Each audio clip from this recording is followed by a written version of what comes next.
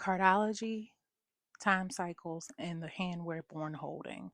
What is cardology? A living blueprint, not a box. Cardology is a symbolic system that matches a particular playing card to a person based on their date of birth using the Gregorian calendar. The math behind it is surprisingly simple, not convoluted, not mystical for mysticism's sake. It's one of those systems where once you see it, you kind of go, oh, yeah, that makes sense. I wouldn't say cardology competes with astrology or numerology. If anything, it includes them, it works alongside them, weaving together planetary influences, numbers, and the archetypes into a unified language. What a lot of people don't realize is that the standard 52 card deck itself is a calendar. 52 cards equals the 52 weeks in a year. 4 suits equals the 4 seasons. 13 cards per suit equals the 13 weeks per season. And more importantly, the 13 lunar cycles in a year. Yeah. The 12 phase cards equal the 12 solar months, and so on. When you add the numerical When you add the numerical value of all the cards in a suit, you get 91, the number of days in a season. 91 times 4 equals 364. The Joker represents that extra day and a quarter, bringing us to 365 and a quarter days. We're talking about time, cycles, and rhythm, how a human life fits into a larger pattern. Cardology in real life, the King of Clubs authority. What really sold me on cardology wasn't theory, it was practice.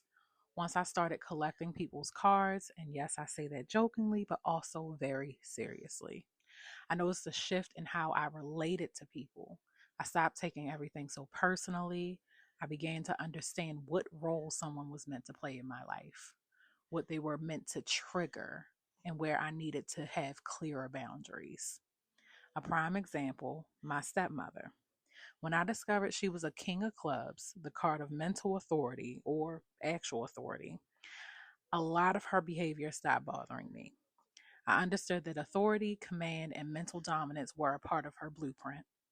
She was born to occupy that role. That realization gave me peace and helped me decide how much access she actually needed to my energy. That's one of cardology's quiet gifts. It helps you to respond instead of react.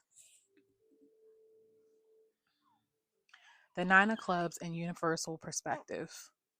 The collective card we're currently moving through is the Nine of Clubs or the Nine of Spades, but often referred to as the card of universal or global knowledge. I like to think of it as universal perspective. Nines are about completion, not endings for the sake of loss, but endings that allow elevation or graduation. In the suit of clubs, the mental realm, that completion shows up as evolving thought patterns, releasing outdated beliefs and gaining clarity. Cardology itself aligns beautifully with this energy. It draws from universal wisdom, incorporating numerology and astrology, while also standing on its own. Even without knowing the suit, the number of a card really tells you a lot about the energy at play. Together, the number and suit create a language that helps us understand how thought evolves over time. The Six of Clubs, truth and self recognition.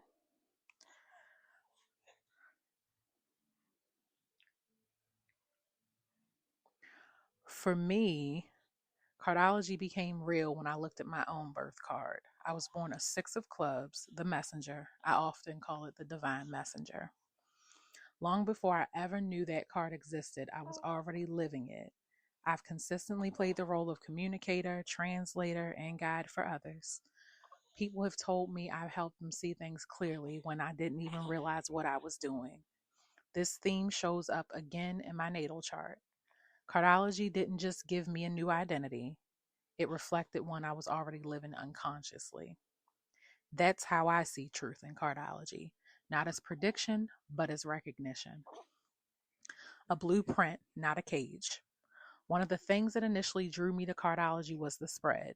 13 cards in your hand, just like in spades. And listen, I'll bust your ass in spades.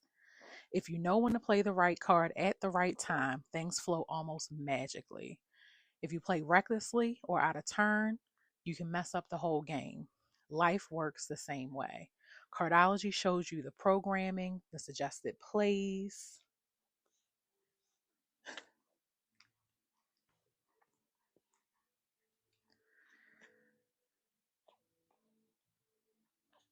the tendencies, the timing.